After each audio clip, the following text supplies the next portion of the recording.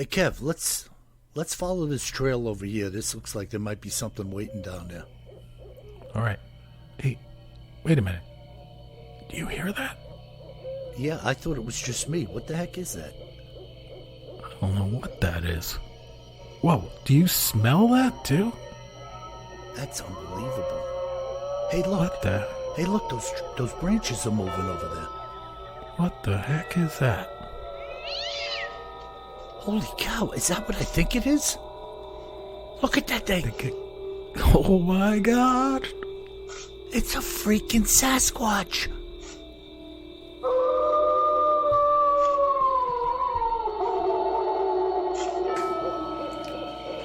Welcome to the Bigfoot Terror in the Woods Sightings and Encounters podcast. I am your host, W.J. Sheehan, author of the series of books Bigfoot Terror in the Woods Sightings and Encounters. 10 volumes available paperback, ebook, and Kindle format at Amazon. And 9 of the 10 volumes are available in Audible or audio format at Audible, iTunes, and Amazon as well. So please go out, partake of a copy or two. And now, may I introduce you to my brother and co-host, KJ Sheehan. Kev, how are you?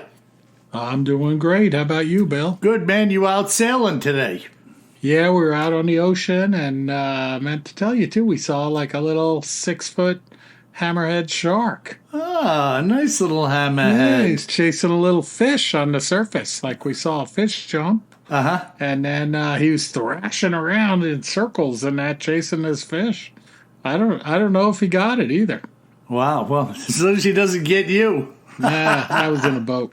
I would have had to bop him on the nose. Oh, man. Now, were you in a race or what was going on? I was helping run the race this weekend. Okay. So, in a little motorboat. Yeah, just overseeing it. Yeah, kind of helping out if anything goes wrong, Making sure there's no cheating going on. More helping people in this role. Yeah. You have Keeping to have them from getting heat stroke, giving them water and stuff like that.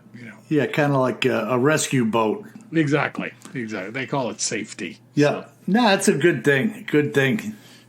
So, when you race, you have to help out too. Like you got to put in your days of helping out as well as your days of having fun racing. I wanted to tell you along the lines of boating, there was a boat explosion right down at Stony Brook Yacht Club today. Holy moly. And they showed a picture of the boat, and the boat, I don't know how there could be a boat explosion that would cause third-degree burns, and the boat didn't look damaged.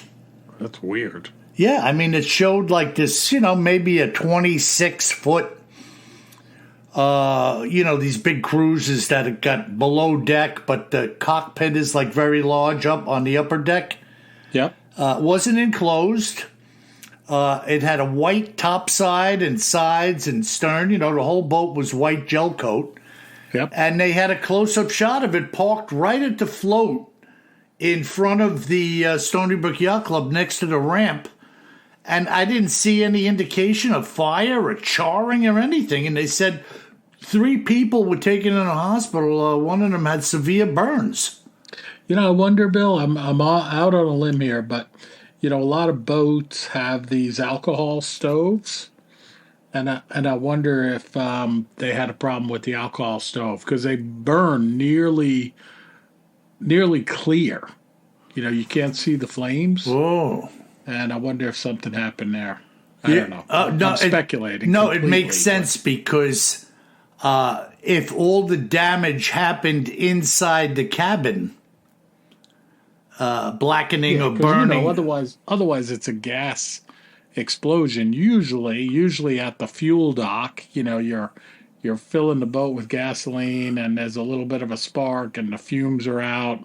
Yeah. But that's a big boom, and there usually isn't much of the boat left. Mm-hmm. No, that's a good point. It was probably a stove-related incident in the cabin. Thankfully for them, if there are thanks to be given, it happened while they were, lashed and cleated to the float. Yeah.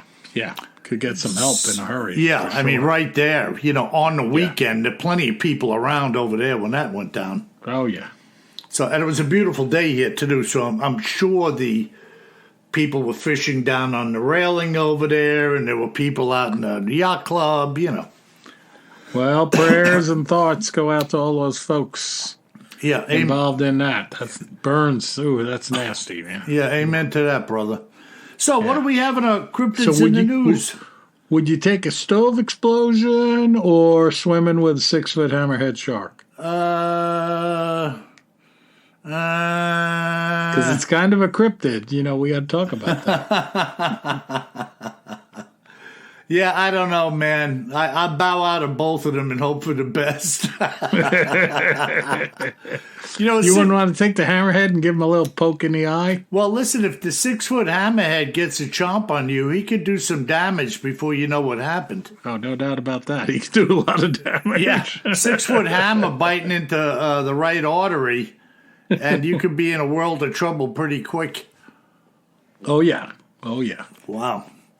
So, what do we got going on today, Kevin? Our Cryptids in the News and Other Oddities segment. Yeah, Bill, you probably saw it in the news. So, this week we're going to go into the news where a couple of folks, former military guys, testified in front of Congress about the fact that the U.S. recovered non-human biologics from UFO crash sites.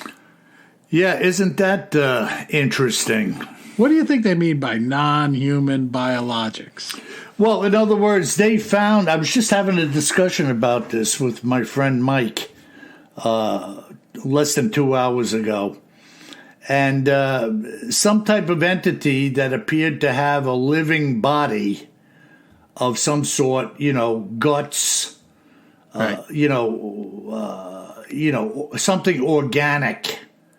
Like we would call ourselves or an animal or a fish. And so, but it's funny, they say non-human biologics. I mean, that could be that hammerhead shark, right? Could be a hammerhead flying a saucer. Smiling at you through the windshield. Yeah, I'm like, why don't you just say like some type of alien being?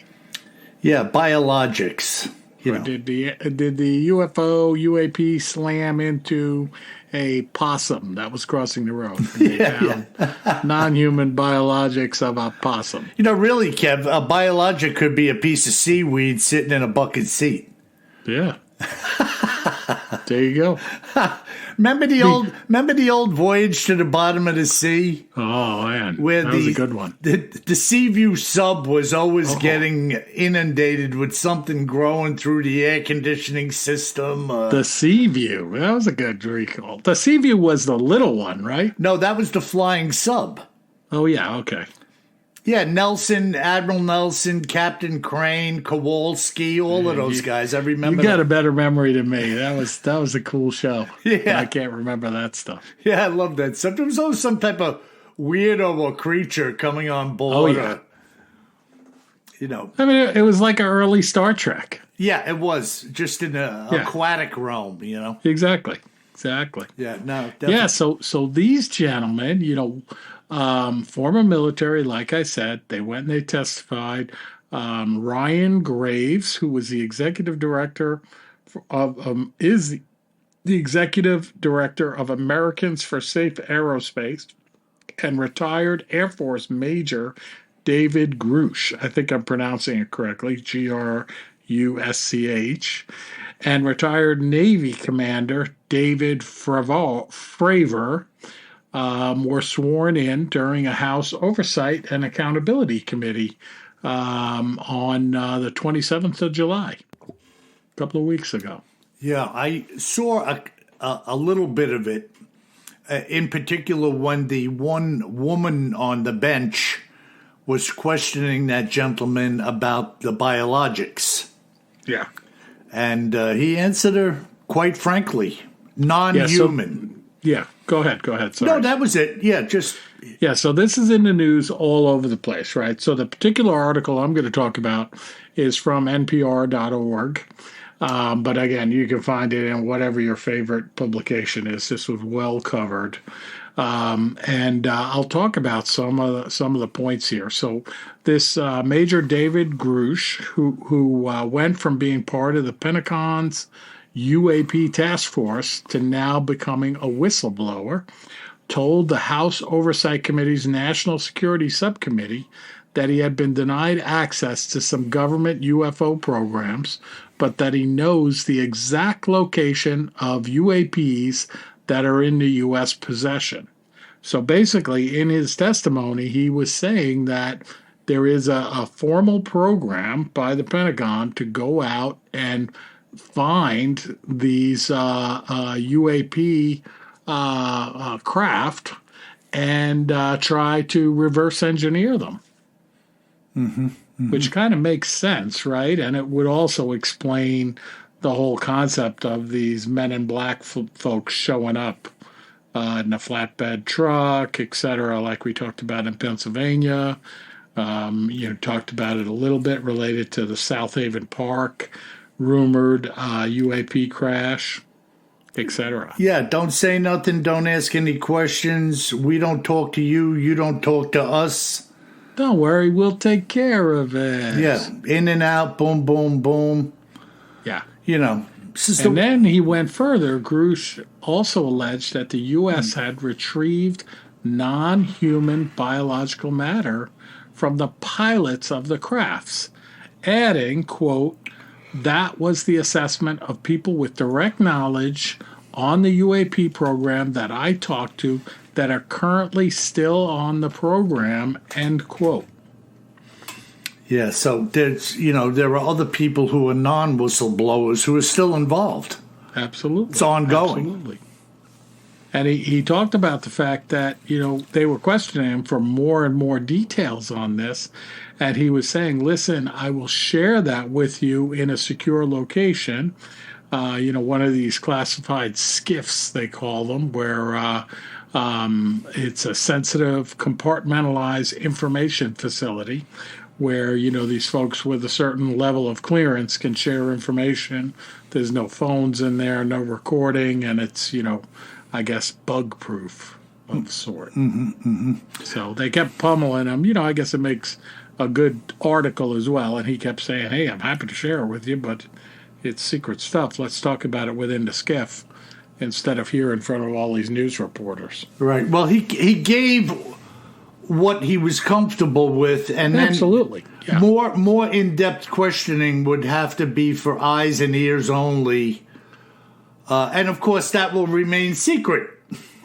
Well, exactly. I mean, a lot of folks forget, right, in the general population, that he has to, even though he's testifying in front of Congress or a subcommittee of Congress, he can't violate, the oaths that he's given in the past to protect classified information, right? Or he can, but there will be severe penalty for it. Oh, there'd definitely be ramifications for that. Exactly.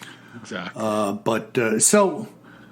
it's kind of interesting in a way, more than a bit interesting, that we got that.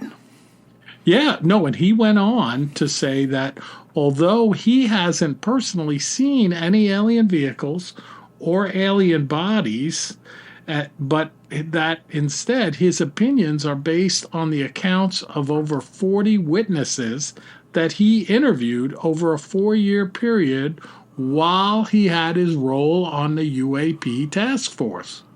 So I wonder if he was hanging out with our buddy from Alabama, from Skinwalker Ranch. Yeah, Travis Taylor. Yeah. So, well, there are plenty of witnesses out there. Now, if you need somebody with a PhD at the end of their name to be your witness rather than... No, but I mean, I don't know that there's plenty of witnesses of seeing, non-human biological matter and seeing these UAPs, the actual vehicles in storage, like at a military location. Well, we had Bob Lazar, who they tried to disparage going back into the 90s. We had all kinds of witnesses relative to the flap around the Roswell incident and what unfolded after the actual crash recovery. That was a weather balloon. We talked about that. Yeah, and dummies being dropped on ropes. Yeah, come on, man. The only dummies are the people that buy that. Maybe it was a bear. Could have been a dancing bear. You're right, Kevin. Could have been a bear. Could have been a bear in a tutu. On a rope tied to a weather balloon.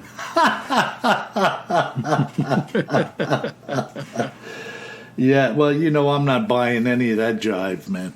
No, and Grush goes on, right, and he says in this article, quote, "My testimony is based on information I have been given by individuals with a long-standing track record of legitimacy and service to this country, many of whom also shared compelling evidence in the form of photography, official documentation, and classified oral testimony," close quote, Grush said.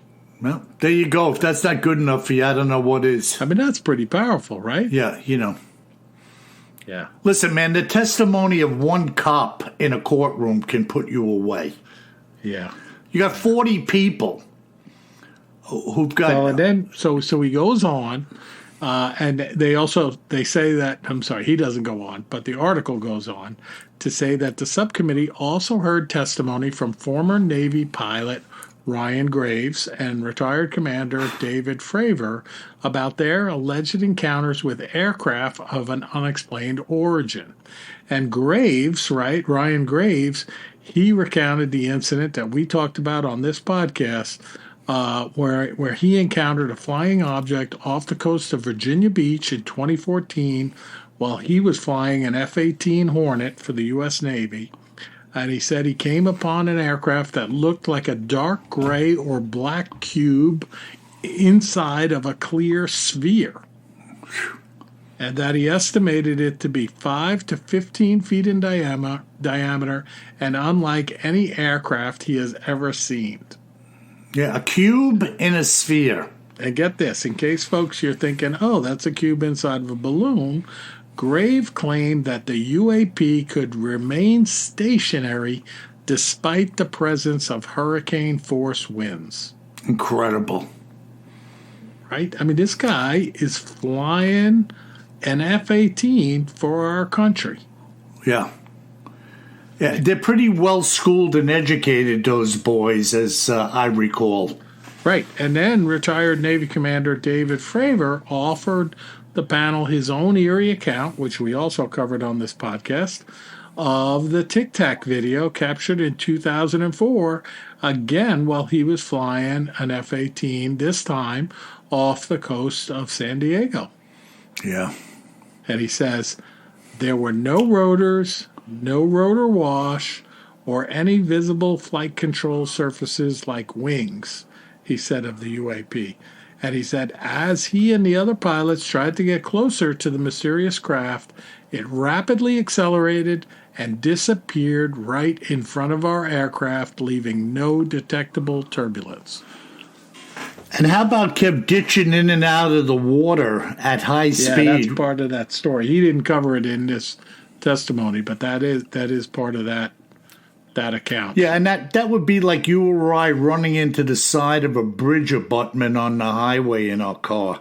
No, well, they remember the underwater disturbance too. Mm-hmm. Like there was multiple things going on in that sighting. So yeah, I have some pretty wild stuff in my book, UFO Sightings and Encounters, and I'd urge you people to go out and buy a copy of that. Not many copies of that have been selling, and I don't know why. I mean, that's the nature of writing books, but there are some outlandish UFO sightings and encounters in that book, and I guarantee if you read it, you'll be glad you did. Or if you listen to it. Or if you listen to it in the audiobook. Yes, and then I'll close this out. In the article, they talk about that there was an overflow room where spectators could watch the testimony, right? Right. And one of the folks that watched the testimony said, out of context, he said their stories sound fantastical, but given the credentials of all three witnesses, he said he's a believer. Mm-hmm. So yeah, it's pretty impressive stuff. We got to stay tuned to see what comes next out of this. Well, look, either you believe him or you're saying everybody's a liar. No, I know, but we'll see what the government says, right? Yeah. We saw that on Skinwalker Ranch in the last couple of weeks, one of our favorite TV shows here at the podcast, where they had the senator there from Utah on, and he's like, hey, my constituents want to know what this is. Mm-hmm. Well, listen, I'm interviewing this former guide from Colorado. His name is Jeff. Jeff, if you're listening, good talking to you, and we'll be having more conversations. I find this individual not only to be credible, but extremely intelligent and knowledgeable about his work as a guide. Like I say, I get educated by people that I talk to, and this guy is schooling me on what it is to be a guide and what and how he was doing what he was doing when he had these Bigfoot encounters. No doubt about it. So I have no problem with these individuals kind of telling you what they can and avoiding what they can't say and whatnot. They're just, it shows their intelligentsia is working. You know, they're not going to back themselves into a corner where they're going to end up in a jail cell to have a conversation on a microphone, you know. So interesting, Kev, really interesting. So we'll have to stay with this, bro. Absolutely. You know, follow it where it leads us, you know. And folks, by the way, if you're new to the podcast, our first segment, Cryptids in the News and Other Oddities, even though our podcast is called Bigfoot Terror in the Woods, obviously this segment is inclusive of anything that could be labeled odd, unusual. And this is certainly something that requires our attention off and on as we move forward. Or even freaky deaky.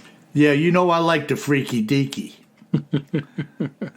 I got a little dance called the freaky deaky.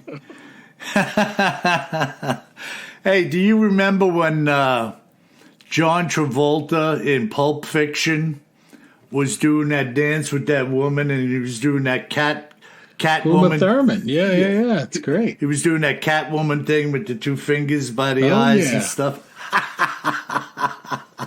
It's a great one. What a character. Oh, man. Well, is that it, Kim? Should I move into my account? Man, that's it. We're ready. You have an interesting account coming up for us, I assume? You know I always come with gas. And this is really interesting. So I'm going to break right into this.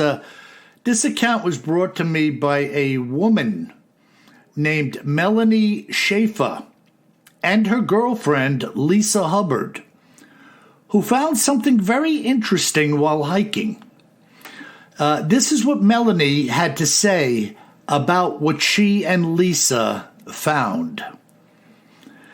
The actual name of the trail we were on, Bill, is the Third Fork Rock Creek Trail.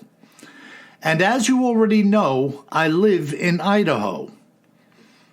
It was June of 2000 when Lisa and I had planned to spend the day on the trail.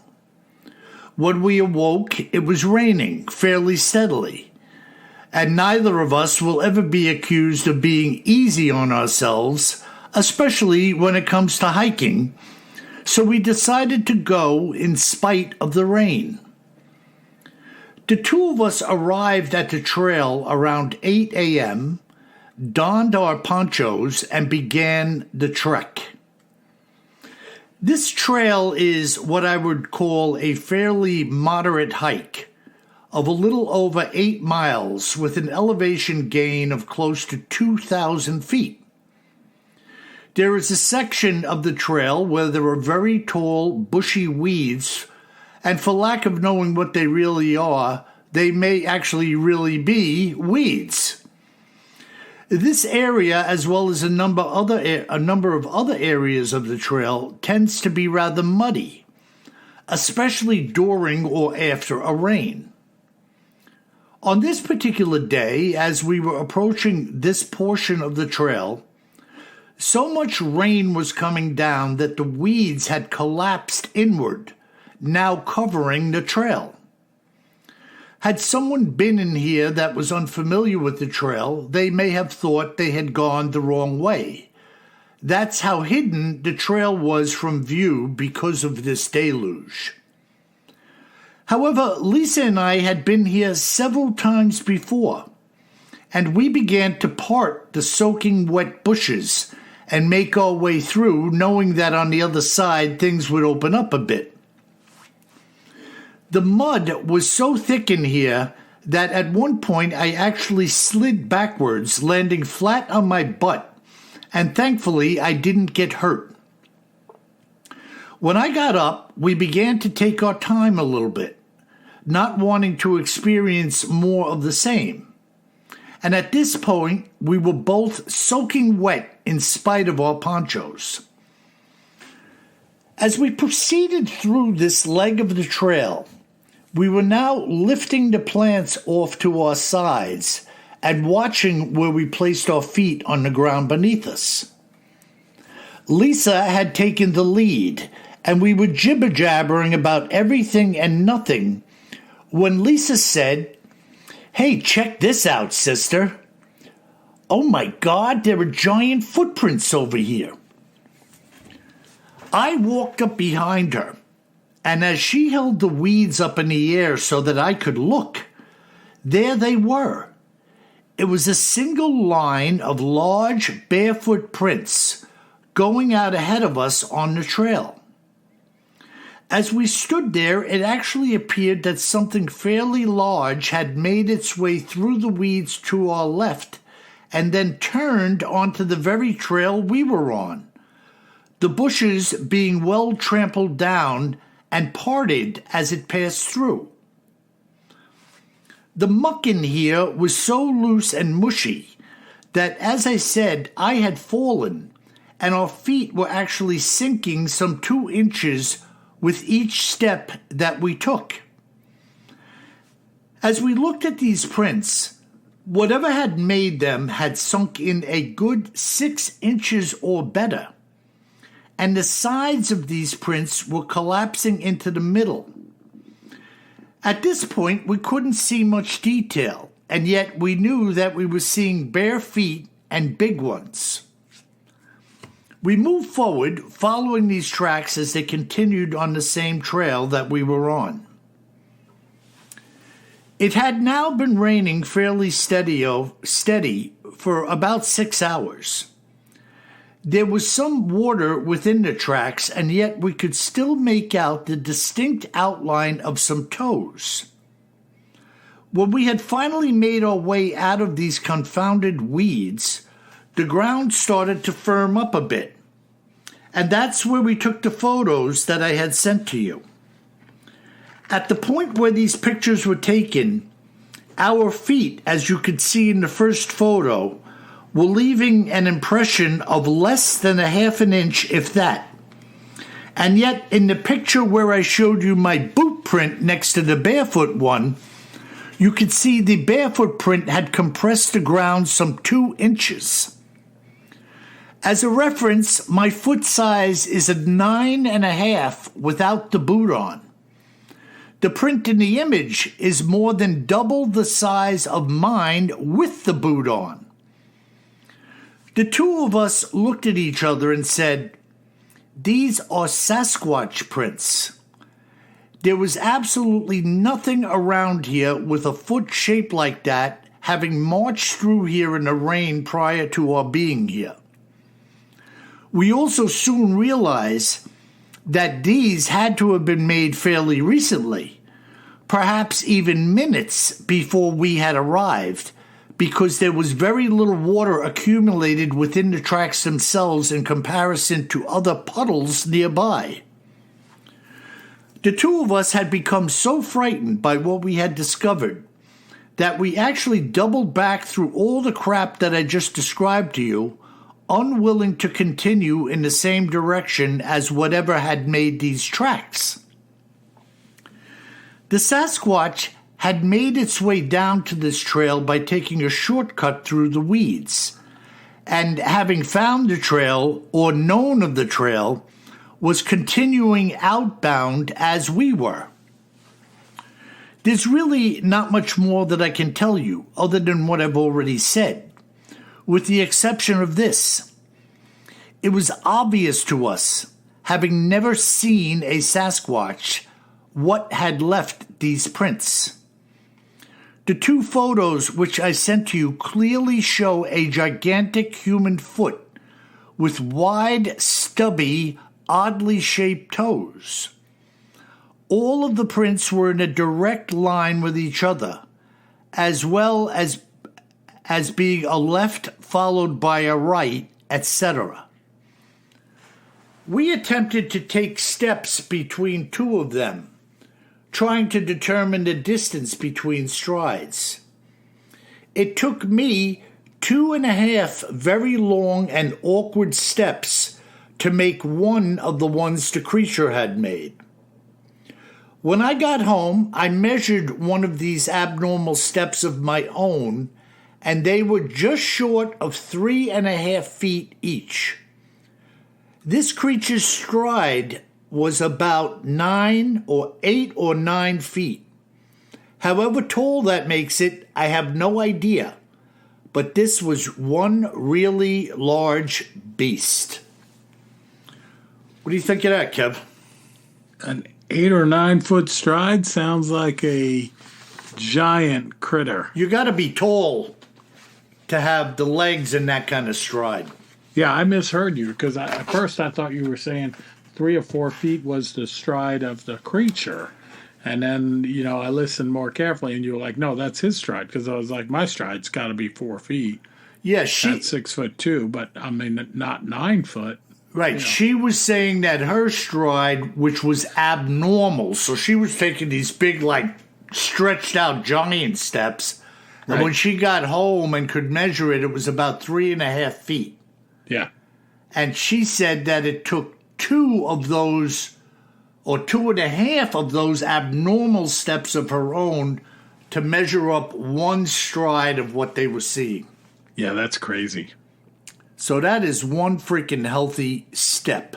Yeehaw. And this was in Idaho? I heard they were from Idaho. Did they say this happened in Idaho? I lost you, brother. I said, did this happen in Idaho? Yeah, I don't know why. I lost that segment. It just kind of flattened out on me. Folks, once in a while we have a little bugaboo, but I got Kevin back, whatever happened. Yeah. Yeah, it happened in Idaho on this, she called it the Third Fork Rock Creek Trail. Ah, okay. So if anybody out there is familiar with that particular trail as she named it, chime in with us and tell us what you know or maybe have seen over there yourself. Super cool. All right, Bill. I love that account. Yeah, Bill, that is one crazy account. I mean, fantastic stuff. I could just imagine trucking along in the mud, climbing, doing a couple-hour hike in Idaho. Yeah, it's hard to believe, isn't it? These people. But listen to how hardcore these two women were. This was their day for their hike. They're in the rain. They don't care. They're going out anyway. Yeah, they're falling down in the mud, climbing a mountain, probably in northern Idaho. Yeah, it's that's crazy. Yeah, so two hardcore chicks having at it.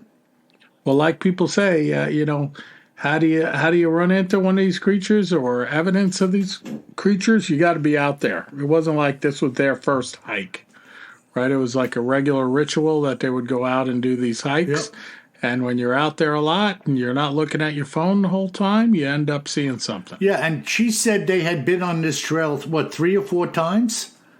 Yeah. So when the weeds were collapsing over it, they knew the way it went, and they had to shove these weeds out of the way to get where they were going. Exactly. Exactly. Interesting, too, in the shoving of the weeds out of the way was when the first footprints were exposed. Yep. And so this thing had come through, according to her surmisal, out of the woods or the weeds to the left and was following this very trail that they were on. So this thing obviously was aware of this route, like a game trail. Yeah, definitely some cool stuff. Yeah. So what do we have in our listener mail? Yeah, we're into part 3, the listener mail segment. We got a couple of good emails we're going to cover this week, Bill. The first one comes in from Greg. And he writes, WJ and KJ, you can see through this thread, I am a big fan from the beginning. He's like, you guys kill me. This is my first attempt at listener mail. I hope it makes you chuckle. The little I've gathered from your personalities, I highly doubt you will ever offer merch. And frankly, I get it. But if you ever do, I highly suggest a shirt that simply says, what do you think, Kev? He said, it's at the end of almost every WJ story, and I love it. Keep up the great work, boys. I look forward to every Sunday morning and a good Bigfoot story. Excellent. Yeah, Greg, the merch. What do you think of that, Kev? Hey, what do you think of that? Yeah, it's funny how people pick up on stuff, but, we're creatures of habit, Well, by the way, my wife and I were watching Expedition X the other night, and they were chasing some. It could have been an old episode or a new episode, I don't know, but they were chasing some stinky creature in the Adirondacks. I think we've covered it, and they're like, "Oh man, it smells like rancid. Do you smell that?" And she said, "It smells like a freaking Sasquatch." She said that? What's that? She said that? Yeah, because she was making me laugh because she knows we say that at the beginning of the podcast. Yeah, well, maybe she listens to it. Oh, no. Sorry. My wife said that. Oh. Not on TV. We were watching it together, and she said, because a woman on the TV saying, like, do you smell that? And, Karen said, it smells like a freaking Sasquatch. I bust out laughing just like you. So good stuff. Our next email comes in from Bob from Pennsylvania. And this is about the Kecksburg UFO sighting that we covered. He says, love your show. I grew up in Mount Pleasant, Pennsylvania, down the road from Kecksburg. Kecksburg had an artesian spring. They used it to make soda pop, Kex soda. And it was sold in a wooden crate of 20 bottles. Anyway, my dad had a storefront shop on Main Street. My dad was chief of our fire department, too. He saw a fiery ball streaming high over town, headed for the mountains toward Kecksburg. While at the shop, he saw the glow in the sky. Mr. Bullybush, a friend of my dad, told about what he saw to my dad, described as acorn with writing. Later, my dad saw a military flatbed with a tarp covering an object drive up Main Street at out of town towards Pittsburgh on Route 30. There was a radio announcement on KDKA about the landing around the same time because people called into the radio station asking about it. And he writes, they have a replica of the craft at the Fireman's Club in Kecksburg, which was to be a prop for a movie that was never shown or maybe never filmed. Anyway, great show. Keep up the great work and always carry more gun than you think you're going to need. Bob. Excellent. Good stuff. Thank you, Bob. There's a lot of people involved in that Kecksburg thing who know somebody who, they could share something like this fellow. I mean, it was seen by a lot of people, Bill. Yeah. Flat out. That's what we hear and what we've read. Right. And is everybody a complete ignoramus? No. No, I mean, some of them are. But not you Bob. Want to name a few? Not tonight. I give a lot of people that I meet the benefit of the doubt more often than not, because to me, they seem sincere. Yeah, no, it's good stuff. And good stuff. Yeah, very interesting. And thanks for writing in, all of you guys. You know, by the way, Kev, folks, if you've seen something, say something, and you can contact Kevin and I at BigfootTerrorInTheWoods.com. Hit the contact button. Tell us what you've seen, or leave a number where I can reach you, and we're glad to hear from you. Absolutely. All right, Bill. Well, that's another good podcast in the books. Thank you so much, folks, for listening, and thanks for giving us those 5-star reviews, too. I mean, I always mention how good it is for drawing new listeners to our podcast, but it's also good for us because we just like to hear good things, and we like to hear that you're enjoying it out there as well. It keeps us going a bit. Awesome. Yeah, and leave good reviews for the books, too, and the audio books, folks. It does a lot of good. And by the way, if you should find yourself hiking on the Third Fork Rock Creek Trail in Idaho, or anywhere else for that matter, remember one thing. Always carry more gun than you think you're going to need. Sleep tight.